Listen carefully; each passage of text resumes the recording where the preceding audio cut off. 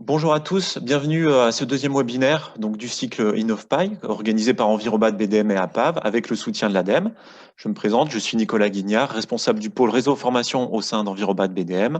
Et pour ceux qui ne nous connaîtraient pas, Envirobat BDM est une association professionnelle de la construction durable en région PACA. Cette action est menée dans le cadre de notre groupe Fibraterra qui vise à accompagner le développement des filières de matériaux bio et géosourcés. Alors, l'objectif de ce cycle de webinaire, c'est de mettre en avant des projets paille qui recourent à des mises en œuvre qui vont au-delà des règles pro. Ça a été le cas sur le premier webinaire que nous avons animé il y a 15 jours avec la présentation du centre de loisirs Jacques Chirac à Rony-sous-Bois en paille porteuse. Et de voir notamment comment cela a été possible grâce au rôle joué par le bureau de contrôle. Alors, pour poursuivre ce cycle de webinaires, nous allons présenter aujourd'hui le projet d'habitat collectif et participatif Chamarel à Vaux-en-Velin. C'est un projet qui a été livré en 2017 en R+4, donc au-delà de la limite en R+2 autorisée par les règles pro. Alors, pour parler de ce projet, nous avons le plaisir d'accueillir Clément Bell, donc architecte du projet, et Laurent Dandre, contrôleur de la PAV. Donc, je vous passe la parole. Voilà, et nous sommes accompagnés de Chantal Ney qui va se présenter. Alors, Chantal Ney, je fais partie donc, des habitants de Chamarel. J'étais au départ du projet, donc nous avons été maîtres d'ouvrage et nous avons travaillé avec Clément et Laurent au cours de ce projet. Voilà, donc je suis Laurent Dandre, le contrôleur technique à PAF qui a suivi l'opération. Et Clément Bell, je suis l'architecte. Alors, je vais commencer par une présentation générale. Donc, on voit l'écran. Oui, c'est parfait. Ouais. Vous pouvez y aller. Donc, alors nous sommes déjà physiquement, on est dans un des appartements de l'immeuble. J'aurais même pu dire lequel sur la première image. C'est celui qui est sur c'est la grande fenêtre en haut à gauche de l'immeuble. On est dans la métropole lyonnaise, à Vaux-en-Velin, au nord-ouest du centre de Lyon. Vous avez le Rhône là, qui est bien visible à gauche sur l'écran, la vue de gauche. À droite, j'ai mis un zoom pour présenter un peu plus le quartier. Donc au départ, là, bon, il n'y avait pas encore l'immeuble, ça c'est vraiment la vue avant les travaux. On est dans un quartier avec des barres d'immeubles relativement importantes, c'est du R+5, R+5, R+6, et on a une organisation comme ça très ouverte avec des espaces verts quand même assez ouverts. Alors, la caractéristique de cet immeuble là, c'est d'être en coopérative d'habitants. Chantal va pouvoir développer un petit peu. Simplement deux mots sur le calendrier de l'opération. Pour le groupe de Chamarel, ça a commencé en 2010 et on a réceptionné en juillet 2017. Moi, j'ai rejoint en fait le groupe pour finaliser le programme avec l'équipe d'Archetype Studio. À l'époque, on était deux architectes à suivre l'opération, Stéphane Peigné et moi. Donc en février 2013, après je dirais une consultation organisée par le groupe de 3 architectes, on a été retenus déjà dans un premier temps pour reprendre le programme qui avait été déjà pas mal préparé. On verra comment tout à l'heure avec les partenaires. Et il nous a fallu déjà quelques temps pour ça. Et ensuite, ça nous a permis aussi de constituer une équipe complète de maîtrise d'œuvre. Au départ, on était avec Franck Jalin, thermicien, et donc l'équipe d'architectes, et Valérie Morel aussi, qui était là dès le début sur la finalisation du programme. Alors, on voit dans le calendrier que donc en mai 2015, on a obtenu le permis de construire et qu'ensuite, il y a eu un démarrage de travaux un peu tardif. Ça c'était dû à des problèmes de sécurisation de l'opération, on va dire. C'était le temps qu'on soit sûr de pouvoir acquérir le terrain, financer l'opération. Et ensuite, les travaux en eux-mêmes, ça a duré en gros 17 mois effectifs, ce qui est, somme toute, pour une opération de 16 logements assez classique. Alors, je ne sais pas, Chantal, tu peux peut-être rajouter un peu quelque chose sur l'historique du groupe lui-même. Oui, non, effectivement, c'est ce que tu as dit, Clément. Nous sommes en coopérative, c'est-à-dire que c'est la coopérative qui a été une maître d'ouvrage. Et nous sommes personnellement maintenant à la fois propriétaires et locataires propriétaires globalement de l'immeuble et locataires de chacun de nos appartements. En fait, très tôt, on a souhaité construire avec des matériaux sains, locaux, biosourcés. On est arrivé très vite en relation avec l'association Oikos qui proposait des formations qu'on a suivies et sur les matériaux, sur l'isolation, etc. Et du coup, on a retenu la construction paille avec l'ossature en bois. Et quand on a recherché des architectes, voilà, ça faisait partie de ce qu'on voulait faire. Et les architectes d'Architype avaient déjà construit avec cette technique des villas, pas encore d'immeubles, comme ils nous l'ont dit, mais on voit que finalement, ils ont eu une très belle réussite avec ce bâtiment. Voilà. Après, sur le vécu, ça fait 4 ans qu'on a emménagé et on trouve que c'est vraiment quelque chose de très confortable et très agréable. Alors, le petit mot du contrôleur par rapport à ce calendrier. J'ai été, moi, contacté par la coopérative pour accompagner le projet en termes de contrôleur technique, avec la difficulté qu'effectivement, on va le voir après, on sortait un petit peu du cadre des règles professionnelles qui, en plus, puisqu'on était en 2013-2014, étaient toutes récentes. Je rappelle qu'elles sont sorties en 2012. À peine nés, déjà, on commence à les torturer et à s'en écarter. Donc, il a fallu se casser la tête un petit peu sur l'analyse du risque. Quel était le risque lié à l'écart par rapport aux règles professionnelles? Et c'est pour ça que j'insiste sur cette partie du calendrier d'avoir un temps dédié à la conception, un temps dédié aux échanges, à l'analyse de risque, à trouver des parades et des solutions techniques. Alors, l'identité de l'immeuble, pour vous ayez une idée un petit peu globale de l'immeuble, donc 1217 mètres carrés de plancher sur 5 niveaux, le rez-de-chaussée étant des communs. Les 16 appartements sont distribués sur deux corps de bâtiment sur 4 étages. Les 2 chambres d'amis sont celles qui sont dans les étages sur la partie ouest. On en a une troisième local au rez-de-chaussée qui a un rôle un peu mixte, ce qui est listé c'est la salle bien-être qui est tout en bas, qui peut aussi accueillir temporairement des visiteurs. Donc en bas, tous les locaux chauffés, vous avez le détail. Voilà, j'ai mis le coût de l'opération, ça c'est des euros TTC, 1591 hors taxe le mètre carré habitable, pour grosso modo avoir une idée. Oikos a fait très récemment une petite compilation des données de l'immeuble et a sorti ce beau graphique. On va donc parler finalement pour la paille de 4% de la valeur du projet et de l'enduitaire 2%. C'est de l'autre côté. Voilà. Alors, on voit qu'effectivement, le gros œuvre béton est encore assez présent sur cette opération. C'était des compromis par rapport à l'économie du projet, on va dire. Voilà. Le confort des habitants, ça c'est Oikos qui a fait cette analyse. Et effectivement, ça correspond bien à ce qu'on a pu ressentir dès la réception, notamment les qualités acoustiques ou phoniques des appartements, probablement en grande partie due à la paille, au couple paille-éther en fait. qui est présent donc, sur au moins un mur dans chaque pièce des appartements.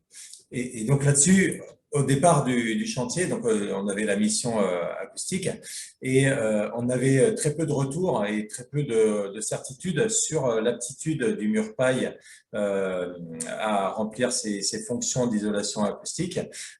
Donc pendant au démarrage, on avait un avis suspendu sur cette capacité du mur paille qui a été levé en fin de chantier avec un test réalisé in situ qui a prouvé l'isolement de 36 dB. Donc, on était largement au-dessus des 30 dB qui étaient demandés à la façade. Voilà. C'est aussi une exigence qui a été donnée par le label Qualitel Habitat et Environnement, notamment d'avoir des bons isolements acoustiques entre parties communes et parties privatives. Et j'en profite pour vous dire que le site du RFCP, donc le Réseau français de la construction paille, présente une liste de référentiels, enfin de PV, en fait, de caractéristiques techniques avec PV à l'appui, dont des tests acoustiques. Et il y en a un d'entre eux, selon la configuration, qui monte à 43 dB pour une isolation de façade, ce qui est énorme. On peut presque construire devant un aéroport. Voilà, sinon, les autres grandes qualités des appartements, effectivement, la double orientation des appartements, soit sud-ouest, soit sud et est. Les consommations de chauffage qui sont quand même très faibles, l'eau chaude sanitaire étant fait en grande partie par des capteurs solaires en toiture. Voilà, on arrive à des performances de l'ordre de 22-23% de mieux que la RT 2012 globalement. Confort d'été, effectivement, ça aussi c'est dû à la grande inertie du bâtiment. On a de très faibles augmentations de température en été, sans climat, bien sûr. Et ajouter à ça le caractère hygroscopique de l'enduit terre qui va absorber en fait l'humidité et la recracher quand il fait trop sec. Donc ça joue aussi un rôle dans le confort d'été. Merci pour ces éléments de retour d'expérience. Je sais qu'on a notamment des maîtres d'ouvrage parmi les participants, donc ce sont vraiment des données qui sont précieuses. Voilà. Oui, ça c'est vraiment des retours mesurés. Donc une description un petit peu complète de l'immeuble. Donc vous voyez la structure béton en bas à gauche de l'axonométrie.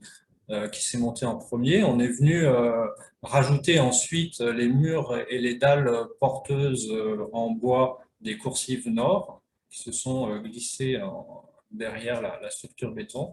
Et ensuite, autour, pour les murs périphériques des logements, des murs façades de bois qui sont accrochés aux nets de dalles et dans lesquels on va voir comment a été installées les bottes de paille. Par-dessus, des toitures assez classiques en tuiles. Les revêtements des murs sont eux aussi en tuiles en partie, et ce qu'on voit en jaune-vert, la couleur n'est pas tout à fait celle-là, mais ça c'est les écrans, c'est un panneau composite Copanel. Donc sur le plan, on voit là les plans des appartements, on voit que ça c'était une volonté du programme. On a quasiment le même plan qui est répété avec une variation côté ouest avec ces fameuses chambres d'amis qui permettent en fait de faire soit un T3, soit un T2 plus une chambre d'amis. Les appartements, on a mis l'accent sur des grands rangements en longueur dans la circulation. Ils sont aux normes handicapées sans travaux, enfin, tout est déjà prévu à un détail près qu'on n'a pas installé dans les douches, des sièges et des barres qui peuvent être mis après coup. Les cuisines ont été équipées dès la livraison. Ça, c'est une particularité aussi de ce genre d'opération. On va assez loin dans la finition des appartements. On voit par l'épaisseur des murs, là où se situe la botte de paille, donc surtout dans les murs est et ouest. En façade sud, on est isolé en fibre de bois parce qu'il y a peu de besoins et qu'il y a peu de murs, il y a surtout des baies vitrées.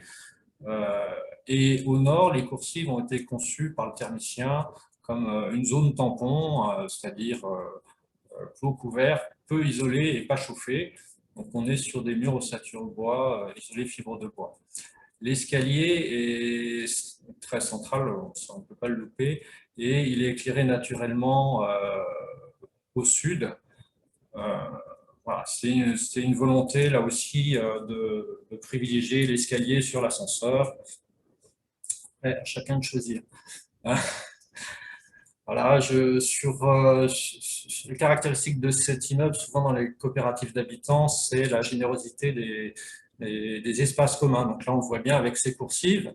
Aujourd'hui, elles sont appropriées par chaque habitant des étages, avec des bibliothèques, des fauteuils, des meubles, des choses comme ça.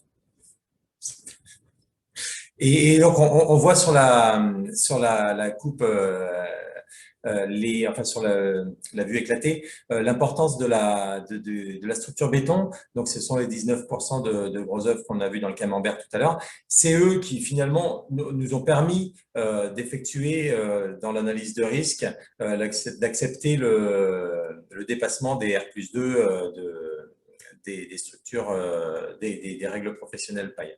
Et un dernier détail aussi, le revêtement intérieur des murs paille, on le voit derrière nous. Donc derrière nous, on a un mur paille enduit terre. On va y revenir tout à l'heure, mais donc ils sont impeccables aussi. J'ai montré déjà, je passe sur le début. Voilà. Donc, les problématiques liées à la paille, les règles ProPaille de 2012 acceptées par la C2P qui les font rentrer dans la technique courante pourvu qu'on respecte le contenu des règles professionnelles. Donc, aujourd'hui, on en est à la V3, donc prenez bien la bonne version, formez-vous avec les formations ProPaille et vous aurez tout le bagage nécessaire pour réaliser des projets en construction paille. La technique courante, donc c'est celle qui permet d'être assuré de manière simple, mais je rappelle que les référentiels de technique courante ne sont pas d'application réglementaire. Il n'y a aucun texte de loi qui vous dit vous irez en prison si vous ne respectez pas un DTU ou des règles professionnelles reconnues par la C2P. Par contre, vous basculez dans le domaine de la technique non courante qui demande plus d'analyse de risque, plus de temps dédié à la conception, on en a parlé, et d'apporter des preuves de tout ordre qui puissent convaincre et le contrôleur technique et l'assureur. Important d'avoir l'assureur dommage ouvrage avec vous et l'assureur décennal des entreprises. Donc ici, on avait ce problème que les règles pro sont limitées à un dernier plancher à moins de 8 mètres, mais on l'a vu, on a une structure béton qui en fait portait les murs paille de dalle à dalle. Donc finalement, en termes d'analyse de risque, on avait une superposition de rez-de-chaussée les uns sur les autres. Donc, on a estimé que le risque était maîtrisé et qu'on pouvait partir sur cet ouvrage. Qui plus est, les revêtements extérieurs étaient constitués d'un bardage et bardage panneaux et tuiles, donc avec une double lame d'air ventilée. Donc, on n'avait pas de risque de ruissellement de l'eau de pluie sur une façade enduite, ce qui aurait pu créer d'autres soucis. Et également par rapport à la sécurité incendie aussi Alors, on va y venir. Là, je suis sur le chapitre solidité. On y arrive. Merci du rappel. Oui, je ne sais pas si c'est le moment d'en parler, mais c'est vrai qu'on avait un bureau de contrôle précédemment, que je ne citerai pas, et qui refusait absolument de valider cette technique, notamment à cause de l'enduit de terre, je crois me rappeler.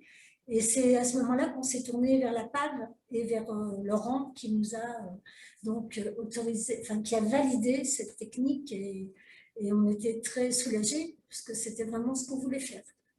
Alors, en termes de sémantique, le contrôleur technique ne valide pas, il émet des avis sur les ouvrages. D'accord.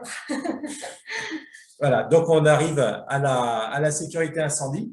où on a deux exigences qui sont donc là on est en habitation deuxième famille, et qui sont la stabilité au feu de la structure, on l'a vu, structure béton, pas de problème de stabilité au feu, et la transmission du feu par les façades. Alors là on est en deuxième famille, et ce qui a été fait ici n'aurait pas été forcément possible aujourd'hui avec les nouveaux textes, puisqu'on va le voir tout à l'heure, les textes ont changé et on était sur l'ancienne réglementation. Mais il y a des solutions qui existent. Toujours est-il que donc on a dû, pour la transmission du feu par les façades, recourir à un PV, PV français qui n'existait pas. Donc on a recouru à un PV allemand. Sauf qu'un PV allemand, moi, ich spreche schlecht Deutsch. Donc, j'ai demandé la traduction et ce PV a été traduit par un traducteur assermenté. Ce qui veut dire que tout ça, c'est du temps et on revient toujours à la conception et au temps dédié pour cette conception, pour tous ces échanges. Donc, on a trouvé ce PV, on l'a traduit, on l'a accepté. Et je rappelle qu'en termes de sécurité incendie, là, vous pouvez aller en prison. Parce qu'on est sur de la conformité réglementaire, contrairement à la solidité où on est sur de l'assurantiel. C'est sûr qu'il fallait trouver le bon PV. Déjà, on avait aussi un PV anglais, et puis on en avait un de hongrois ou quelque chose comme ça, qui était carrément celui-là intraduisible. Voilà. Donc, je disais, la réglementation a changé avec l'arrêté du 7 août 2019. N'oubliez pas d'y faire référence dans vos projets. Il a été rédigé, cet arrêté, suite à l'incendie de Grenfell, la grande tour à Londres, dont on a une image assez impressionnante, avec autour de 70 morts, je crois, à l'époque, c'était il y a 5 ans, quelque chose comme ça, 4 ans. Donc, cet arrêté donne des exigences complémentaires, mais ouvre une porte importante qui est le recours possible aux appréciations de laboratoire. Donc, il existe une liste de laboratoires agréés pour délivrer ces appréciations de laboratoire, et tout complexe, que ce soit en paille ou d'autres matériaux, peut faire l'objet d'une appréciation de laboratoire. On va voir un laboratoire agréé et on lui présente la solution et lui analyse avec ou sans essai, selon l'appréciation du risque qu'il va faire de votre complexe. Donc, il peut appuyer son analyse sur des essais existants ou demander la réalisation de nouveaux essais. Et un texte important qui existe, c'est le PV réalisé en 2020 par le RFCP, Réseau français de la construction en paille, j'en ai parlé, vous allez sur le site du RFCP, vous le trouvez, qui a valeur d'appréciation de laboratoire. Ou encore, un autre texte qu'on cite souvent en matériaux de sourcés, c'est le guide d'application de l'IT 249 sur les façades en ossature bois, qui a également valeur d'appréciation de laboratoire. Donc, il faut y recourir et regarder un petit peu de ce qu'il y a dedans. Donc, je vous disais, on a recouru à un test sur la résistance au feu. Donc, celui-là, c'est le test allemand. Mais aujourd'hui, on a un autre test français qui donne les mêmes résultats puisqu'on est en REI 120 minutes, donc stabilité au feu. Donc, on utilise ce PV. Là, c'est un peu pareil comme ce qui avait été dit pour l'opération de Rosny-sous-Bois. Ils ont arrêté le test parce que rien ne se passait au bout de 120 minutes. La paille est un très bon matériau. L'enduit côté intérieur joue son rôle de protection et protège le bâtiment. On va vous montrer en fin de présentation cette maquette pour de vrai. On en fera le tour. Donc ça, c'est la maquette prototype du chantier. On va y revenir. Ouais, elle a été réalisée avec les entreprises qui étaient pressenties pour le chantier, enfin qui étaient sur le chantier à ce moment-là. Oui, c'était plus que pressenti. Oui, c'était retenu. C'était retenu, voilà, merci. Donc, chacun est venu apporter sa touche. Voilà, donc on retrouve notre structure béton armé, qui a été réalisée en premier, on l'a vu, qui assure la stabilité au feu du chantier. Et là, on va avoir une série de photos où on va monter les étages les uns après les autres jusqu'à recevoir la charpente et les façades. On a ensuite, toujours par rapport à notre problématique d'analyse de risque, fait des tests sur l'adhérence des enduits sur les bottes de paille. Donc, je rappelle que ce procédé est validé dans les règles professionnelles, pourvu que la paille ait une densité suffisante. On peut appliquer en plusieurs couches, donc un GOPTI, corde d'enduit et enduit de finition,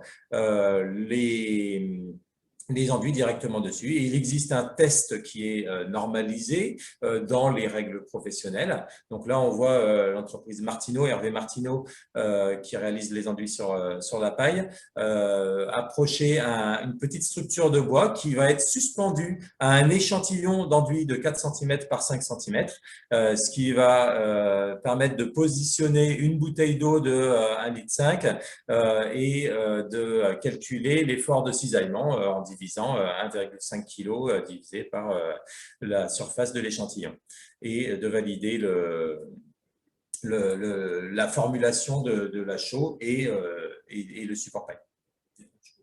Pardon, de l'enduit terre, excusez-moi.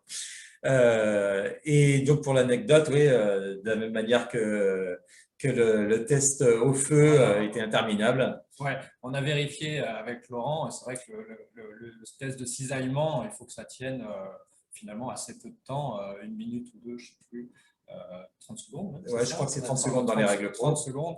Là, on avait installé le test avant la réunion de chantier et en fin de réunion de chantier, au bout d'1 heure et demie, ça n'avait pas bougé. Et personne n'avait bu la bouteille. Voilà. C'était pas évaporé. On retrouve notre structure. Donc, on a une structure bois qui est en façade, en applique des nez de dalle. Structure bois avec un panneau respirant qui est donc plaqué contre le nez de dalle. Et la paille va venir du côté béton, donc entre les poteaux et ce panneau de bois respirant. Et la structure de bois donc, va être couverte ensuite d'un film pare-pluie et d'un bardage. On avait, au début des études, on avait envisagé de mettre de l'isolant dans la structure. Là, au final, elle est restée vide. C'était pour des simples raisons économiques. Et puis on pensait que ça suffisait. Mais on pourrait tout à fait envisager de la remplir. Ça ne poserait pas de souci. Alors, c'est l'occasion quand même de rappeler que si on remplit, voilà, attention au positionnement des membranes, des panneaux et de leur SD. Donc, le SD, c'est l'épaisseur d'air équivalente à la résistance à la transmission de la vapeur d'eau. Vous avez des règles à respecter. On ne peut pas bloquer non plus. Donc, attention, mais on aurait pu effectivement remplir. Voilà la photo, avant la mise en œuvre de la paille. Et ensuite, livraison des bottes de paille. Donc là, on est du côté intérieur. 900, vas-y. On voit, oui, non, mais simplement pour préciser que bon, les bottes de paille, elles sont arrivées à un moment où effectivement, il y avait les ossatures bois. On n'avait pas encore installé les menuiseries. C'est pour ça qu'on voit le pare-pluie, en fait, dans les pré-cadres qui vont recevoir les menuiseries. On voit ce pare-pluie qui vient fermer temporairement l'ouverture. Et on avait laissé ouvert les grandes baies au sud. Donc, le camion qui est arrivé là, il y en a eu deux comme ça, se sont succédés. La grue était encore là pour venir prendre les bottes et les monter assez facilement finalement dans les étages. Et elles ont été donc tout de suite protégées. Il n'y a pas de raison qu'elles puissent être mouillées. Juste pour l'anecdote, c'est vrai que l'arrivée de 2 camions chargés de paille au milieu des immeubles à Vaux-en-Velin n'est pas passé inaperçu. Et, voilà, on a bien ri de cette arrivée. Exactement. L'occasion de noter sur cette photo l'épaisseur des cadres de menuiserie. Pourquoi aussi importante? Parce qu'on va mettre la paille en compression. On a vu que reprendre les enduits, il faut qu'elles soient compressées. Et donc, qui dit compression dit effort sur tout ce qui englobe l'ossature paille, enfin la paille proprement parlée.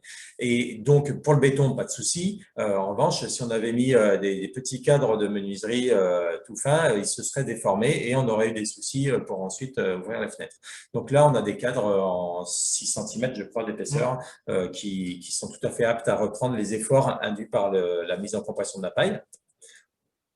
Excuse-moi juste, Voilà. il est 11h35. Je vois qu'il y a aussi pas mal de questions à traiter. Voilà. On va y arriver, on a bientôt fini. La même chose en vue 3D ordinateur et la mise en compression de la paille. Donc, on remercie Batinature qui nous autorise à diffuser cette image puisqu'ils utilisent en fait des coussins d'air qui sont donc pneumatiques et qui viennent par le dessous plaquer les bottes de paille à la dalle supérieure. Et avec, on le voit, des petits, sous le logo Batinature, des petites plaques de bois stratifié qui sont splittées dans l'ossature bois pour maintenir la paille contre l'ossature bois et éviter son déversement vers l'intérieur du local. Une fois la mise en compression effectuée, on aperçoit sous le coude un petit panneau blanc. On le voit également en bas à gauche de la photo. Donc, ce sont des panneaux d'isolant de type styrodure ou polyuréthane alors oui, ça peut faire hurler quand on fait de la paille, sauf qu'il y a un adage qui est important de respecter, c'est le bon matériau au bon endroit et il nous fallait un matériau non compressible qui puisse se glisser sous les bottes de paille de chaque étage et qui assure un rôle d'isolant. Donc, ce panneau a été choisi pour ça. Et imputrescible, puisque on l'a mis aussi pour garantir le relevé d'étanchéité. Enfin excuse-moi Clément, on vous entend un peu faiblement. Oui, je disais, ce panneau, il a aussi le rôle de préserver la paille de toute humidité qui pourrait venir du débordement, je ne sais pas, d'un évier ou d'un lave-vaisselle dans l'appartement. Les règles ProPaille demandent 4 cm de garde au sol à l'intérieur et 20 cm à l'extérieur. Merci. On avance. Le dernier niveau, donc je vous disais, on a eu un petit peu plus de difficultés pour compacter, pour mettre en compression la paille au dernier niveau, puisqu'on n'avait pas la dalle de béton qui était au-dessus. Donc, il a fallu trouver une astuce avec cette lisse bois qu'on voit sur la photo en haut à gauche. Étagère en OSB qui vient reprendre les efforts de compression amenés par les coussins d'air. On a ensuite le mur paille proprement dit, et avec la préparation pour les enduits. Et il faut avouer qu'au dernier niveau, on a rencontré quelques fissurations, un petit peu plus que sur les niveaux inférieurs, mais qu'on a reprises par la suite. Et là, dont nous vous parlons, on est un appartement du dernier niveau. Et derrière moi, je peux vous garantir que l'enduit, après 4 ans d'utilisation, ne présente pas la moindre micro-fissuration. Voilà les enduits proprement parlé. Avec, on va voir la maquette tout à l'heure. La terre du site. Alors là, c'est plus le sable du Royan qui a été mis en tas comme ça. La terre du site, elle est plutôt à droite sur la photo. C'est-à-dire qu'on a fait un trou vraiment au pied du bâtiment pour prendre cette terre et la mélanger. Donc c'est terre, sable et eau. Alors au démarrage, c'est vrai qu'ils ont pu faire un gobetis donc très liquide qui a été monté avec la pompe qu'on voit sur l'image. Ensuite, quand il s'agissait de faire le corps d'enduit et puis ensuite la finition, c'était beaucoup plus manuel. Voilà, d'où l'intérêt de faire des essais, et ça te prend du temps, oui, mais de faire les essais avec la terre du site pour trouver la bonne formulation et les granulats manquants, donc le sable en l'occurrence. Voilà, des photos avec le cadre. Alors certes, on a eu quelques petites fissurations, mais qui ont été reprises à la jonction, forcément, bois-terre, mais qui ont été reprises et c'est absolument pas un problème aujourd'hui. On voit à gauche les quelques reprises à la taloche sur les micro-fissurations qui sont apparues inévitablement, mais in fine, on a un rendu parfait. Tu vas nous le montrer à la caméra ensuite. On va faire la visite, vous allez voir. Et ça, ben, c'est l'habillage extérieur. Bon, voilà, c'est du classique, hein. On est sur un bardage avec un double litrage. Et j'insiste sur l'aspect ventilation. La migration de la vapeur d'eau à travers le mur paille nécessite une grande ouverture à la vapeur d'eau de la face extérieure. Donc, elle est légèrement fermée par l'enduit terre intérieur, mais par contre, ce qui est important, c'est une bonne ventilation pour évacuer le surplus d'eau éventuellement sous forme liquide par l'extérieur. Voilà, bon, l'étanchéité à l'eau, donc on a un pare-pluie double ventilé intérieur-extérieur, plus des bavettes à chaque reprise de plancher. Je profite peut-être d'être sur ces slides. Il y avait une question sur le traitement des ponts thermiques au niveau des nez de dalle. Comment… On l'a vu précédemment, il y a une lisse en fait qui vient recevoir le panneau de façade et on a voilà, ces pointés-là. Vous voyez la souris? Entre ces deux lisses, on a de la laine minérale à cet endroit-là qui vient couper le pont thermique. Merci. Des tests d'étanchéité à l'air qui ont été tout à fait satisfaisants à l'intérieur des logements et on voit une amélioration entre le test intermédiaire et le test final. D'où l'intérêt de faire des tests intermédiaires puisqu'ils ont permis de déceler quelques petits défauts et qu'on a pu corriger avant la livraison. Ça, ce sont les tests, c'est le résultat moyen parce qu'on a testé 3 appartements. Et voilà, donc une photo de l'aménagement intérieur, mais on va visiter ensemble le bâtiment. Et là, c'est l'aspect final tel qu'il est aujourd'hui, ou presque, parce qu'aujourd'hui, il pleut des seaux. On voulait vous faire une présentation par l'extérieur, mais ça n'a pas été possible. Ce n'est pas la météo du jour. Dans le sud aussi, hein, un peu plus au sud aussi. Est-ce qu'on voit d'abord la maquette ou on traite les questions? On va vous faire une petite présentation de la maquette. Alors, oui. Je vais essayer de ne pas vous donner le tournis. Alors, par contre, il faut que vous arrêtiez le partage d'écran pour qu'on puisse vous voir en plein écran. Donc, j'invite les participants à modifier leur affichage. Pour avoir la vue en plein écran, il faut cliquer en haut à droite sur Affichage et mettre Affichage intervenant. Comme ça, vous avez le plein écran. Voilà, donc là… Alors, est-ce qu'on voit là? Donc, on a une vue de la maquette, vue globale. En plein écran sur la caméra. Ouais. Donc, c'est une maquette qui a une vocation pédagogique hein, et encore aujourd'hui, on s'en sert pour ça.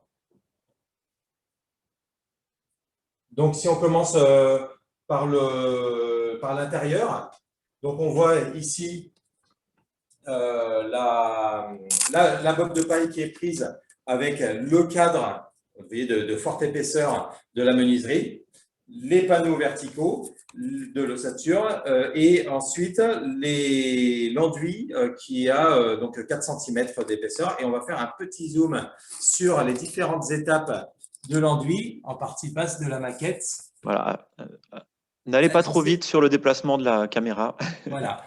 Et donc ici, on trouve la paille nue, l'enduit le gobetti d'enduit, le corps d'enduit avec sa trame à l'intérieur qui est pris dans le corps d'enduit, et l'enduit de finition qu'on trouve ici et qu'on a aussi au mur derrière le bâtiment. Du côté extérieur, alors j'essaye d'aller doucement pour ne pas vous faire vomir avant midi. Là. Oui, pour ne pas donner le mal de mer. Voilà. On retrouve notre ossature bois, les montants, le panneau respirant et le double littelage. Alors avant le double littelage, on a la membrane pare-pluie, la lame d'air qui ici est ventilée, le double littelage, la brique avec donc la ventilation à cet endroit-là. Donc voilà, in fine, si on fait un zoom arrière, là, voilà, la composition du mur de l'extérieur vers l'intérieur. Et on peut faire un petit zoom vers le logement avec, donc là on est vraiment in situ. Je vous parlais une petite fissure de retrait qui est inévitable le long du pré-cadre, mais qui est pas du tout un problème. Et puis, on a ensuite un enduit qui est, on peut le dire, très belle facture. Voilà. Tu me parlais aussi en haut, au niveau de la jonction avec… on est au dernier niveau, comme on disait, avec ici un plafond coupe-feu réalisé en plaque de plâtre et une petite fissuration, effectivement, à la jonction, mais qui n'est pas non plus très importante et ni qui n'a pas de conséquences sur la suite.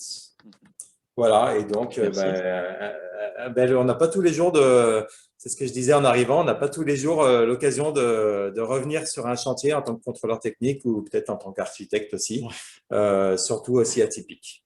Et donc là, on est au 4e niveau.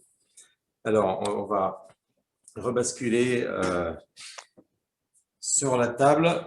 Merci en tout cas pour cette présentation immersive, dira-t-on. La maquette était sympa. Et puis maintenant, on va pouvoir répondre à vos questions. C'est bon la caméra? Ouais. Merci beaucoup pour cette présentation collective. On a effectivement pas mal de questions. La toute première question portait sur l'isolation phonique entre logements. C'est vrai que vous avez abordé l'isolation phonique vis-à-vis de l'extérieur. Est-ce que vous pouvez nous dire un mot entre logements? Alors, entre logements, entre les deux logements, on a un mur béton, donc 16 cm de béton. Il y a eu un soin qui a été apporté au niveau de l'emplacement des prises pour éviter qu'on ait vraiment au moins 4 cm de béton effectif. Donc, c'est essentiellement ça, la disposition entre logements. Et entre niveaux, c'est la dalle béton avec un revêtement sol PVC c'est les sols de chez Forbeau qui assurent l'isolement acoustique. Voilà, vous avez le diaporama en vision? Oui, c'est vrai. Voilà, donc là, sur cette vue éclatée, on aperçoit les refends en béton. Voilà. Et les dalles bois des coursives ont été posées un petit peu de la même manière que les façades, avec des équerres, ce qui fait qu'elles sont désolidarisées, elles aussi, de la structure béton. Merci. Vous avez aussi mis l'accent sur l'isolation thermique et sur le déphasage. Une question qui porte sur l'inertie. Est-ce qu'elle est surtout apportée par les dalles et également par les enduits?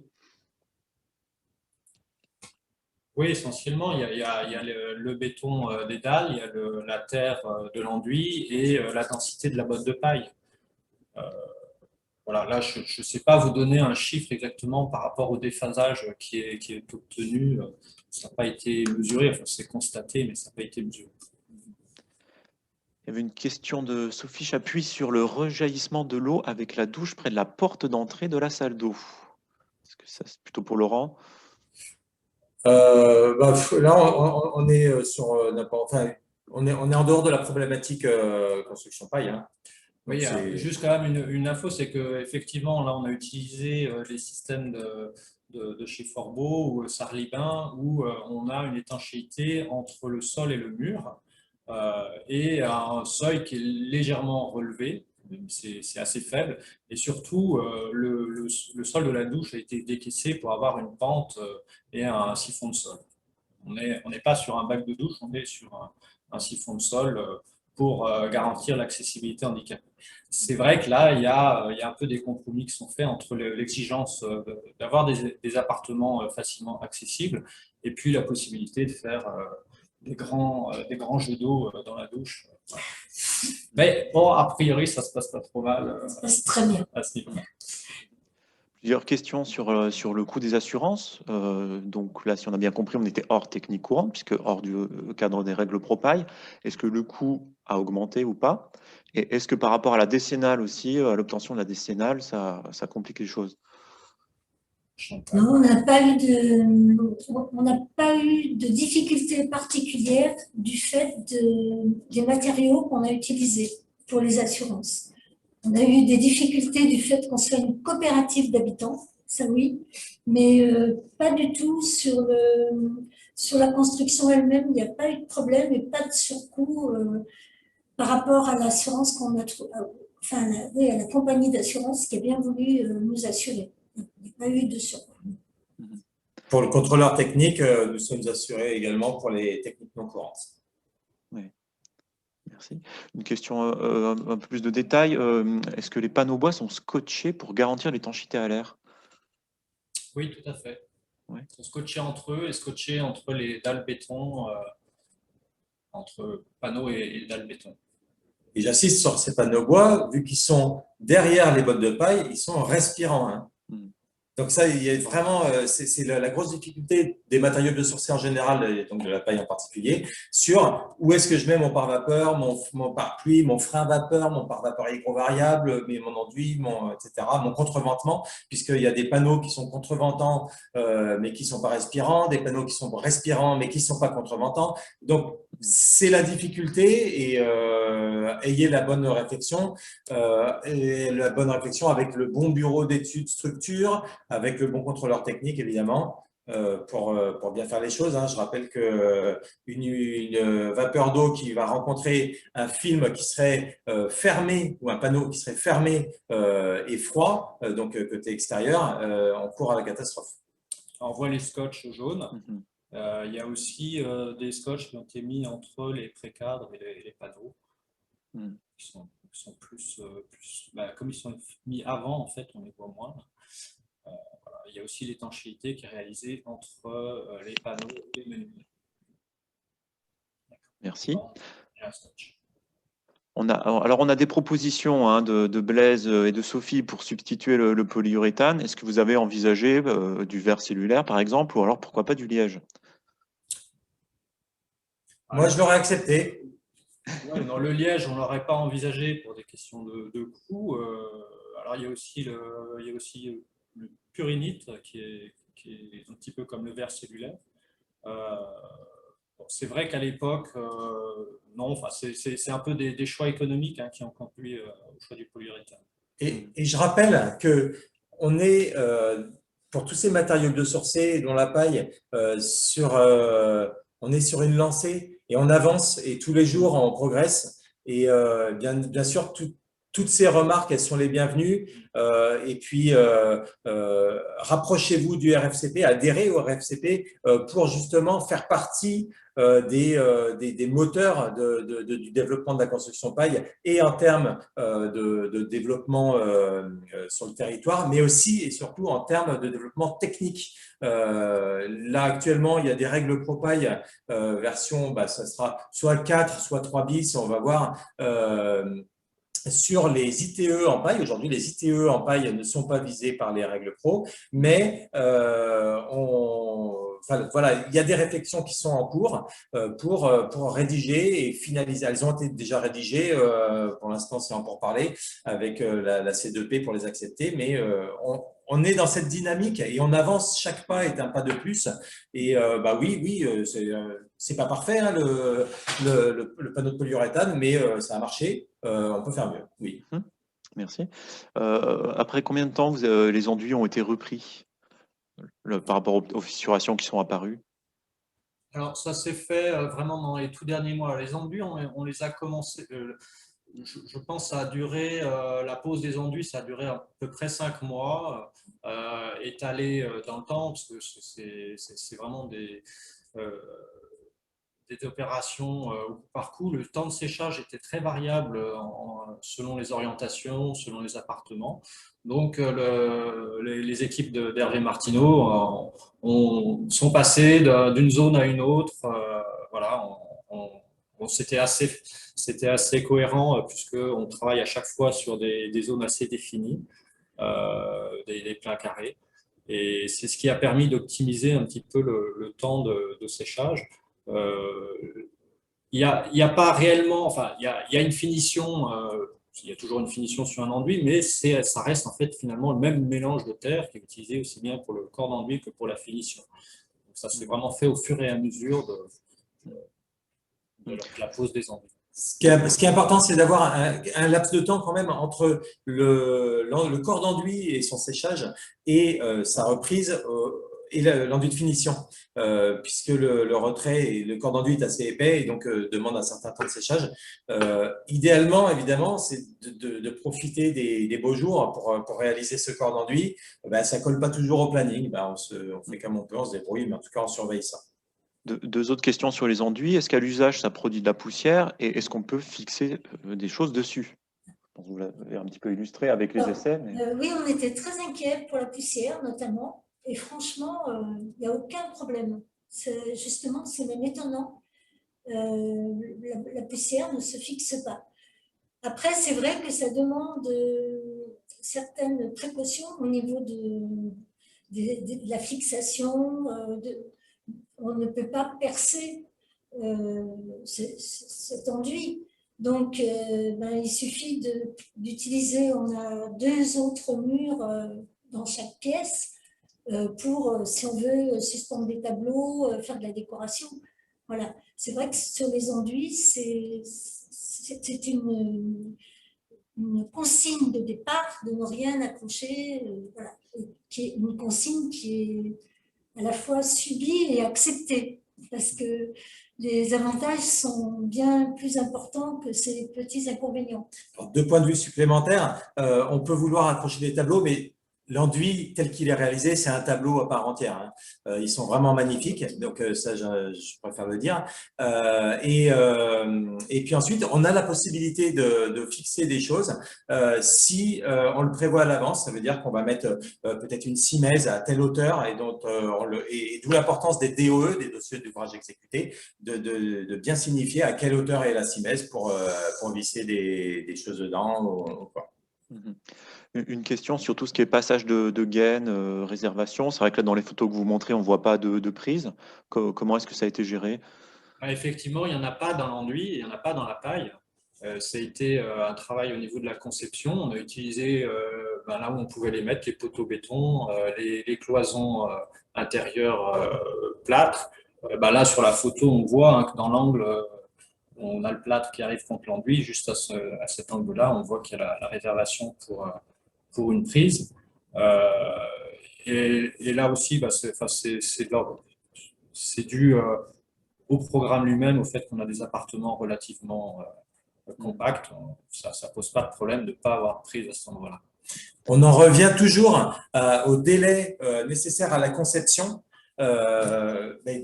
Justement, réfléchir à l'installation électrique, réfléchir à l'installation d'adduction et d'évacuation des eaux, ça prend un petit peu de temps, mais finalement, c'est de la matière grise, et la matière grise, c'est un matériau de construction aussi. Par contre, les règles professionnelles mentionnent qu'il est possible, moyennant des dispositions à respecter, de placer des boîtiers électriques à l'intérieur des murs paille. Moi, je ne le recommande pas, et encore moins pour les adductions d'eau. Même pour revenir sur le sujet de l'accroche tout à l'heure, on a parlé des simèses, mais dans les règles professionnelles, il est aussi possible de faire des chevilles en bois ponctuelles pour venir s'ancrer dans la botte de paille. On peut même le faire après coup, puisque l'enduit, c'est de la terre. Là, les habitants de Chamarel ont été formés par l'enduiseur à reprendre les éventuelles petites fissures qui pourraient survenir et à réparer aussi s'il y a des coups qui sont portés sur l'enduit. Ils peuvent le faire, ils ont un stock de terre pour ça, qui a été lissé par l'entreprise. Et éventuellement, un jour, si on veut vraiment accrocher quelque chose, on peut refaire un trou dans l'enduit et le reboucher par la suite. Ok. Alors, on approche de l'heure de jeu. Il y a encore quelques questions. Concernant la lame d'air, il y a une remarque sur le fait qu'elle a l'air quand même assez épaisse.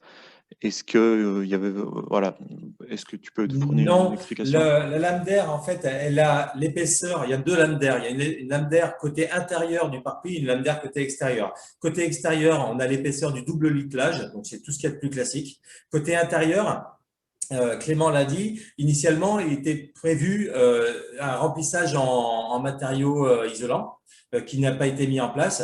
Mais s'il y avait eu le matériau en matériaux isolants, il n'y aurait pas eu besoin de la ventiler. Mais par contre, du fait qu'on a pas rempli de matériaux isolants, on a rempli, on a ventilé. Et l'épaisseur, elle est due à la structure bois.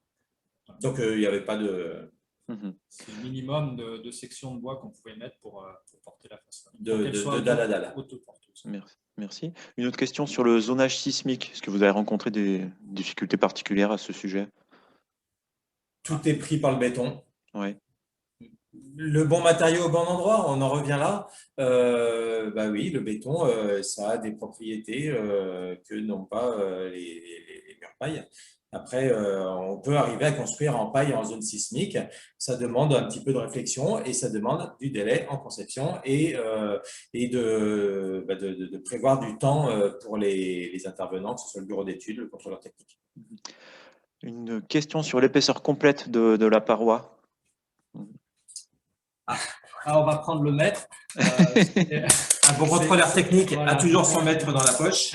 C'est de l'ordre de 59, quelque chose comme ça. On va vérifier. Parce que je suis plus en tête. Le mesurage en direct n'était pas prévu, hein, c'est Ouais, improvisé. le mesurage en direct. Je suis à 62. 62, voilà. Merci bien. Hors bavette de la menuiserie. Ouais. Une question sur la quantité de biosourcés mise en œuvre. Est-ce que vous avez pu faire le calcul sur le ratio par mètre carré? En tout cas, vous avez indiqué qu'il y avait 980 bottes. Ouais. Donc, plus l'ossature bois, mais il n'y a pas eu de calcul particulier. D'accord. Est-ce que vous pouvez nous dire un mot sur la provenance des bottes? Parce que c'est souvent un point qui peut aussi freiner notamment les maîtres d'ouvrage. Comment est-ce que vous avez fait pour l'approvisionnement? Quel calendrier aussi vous avez dû respecter pour garantir cet approvisionnement? Alors, Bâti-Nature travaille avec des grossistes en bottes de paille qui sélectionnent les meilleures récoltes et qui ont donc des stocks. 980 bottes, ça les faisait absolument, c'était pas un problème. Elles étaient en stock et bon, majoritairement elles viennent de la Drôme et un petit peu du Nord-Isère. C'est quand même très très local. Voilà. Après, chaque botte a été de toute façon vérifiée, enfin pas tout à fait chaque botte, c'est toutes les 10 bottes qu'on vérifie en hygrométrie et en densité. Donc on peut, c'est pour ça qu'on sait qu'on en a 980 dans l'immeuble. Normalement, il faut tout les vérifier. Pour remplir, il y a une annexe A dans les règles pro à remplir. Moi, il me semble qu'il ne faut pas toutes les vérifier. S'il y a un problème, on les vérifie toutes. S'il n'y a pas de problème. À la pause. Enfin bon. Ok, merci. Alors, il est midi, hein, on va devoir clore. Il reste quelques questions, mais je vous les ferai suivre pour réponse On va en prendre ultérieure. une dernière, si vous voulez. Une dernière, alors il faut que je reparcours. Pour la salle d'eau, vous avez mis du sarligbin même sur le mur paille. Oui ou non? Je suppose que pour préserver la perspirance, d'où la question sur le rejaillissement. Ok. Oui. Alors, c'est une bonne question, mais en fait, les salles de bain, elles sont contre un mur béton. Il n'y a pas de. C'est de la fibre de bois avec un doublage classique à cet endroit-là. D'accord. Ah oui, donc on en revient on le voit là au fond, le mur béton de la salle de bain. En fait. On en revient à la conception et au choix des matériaux, du bon endroit. Ok. Merci pour cette présentation et la réponse à toutes les questions.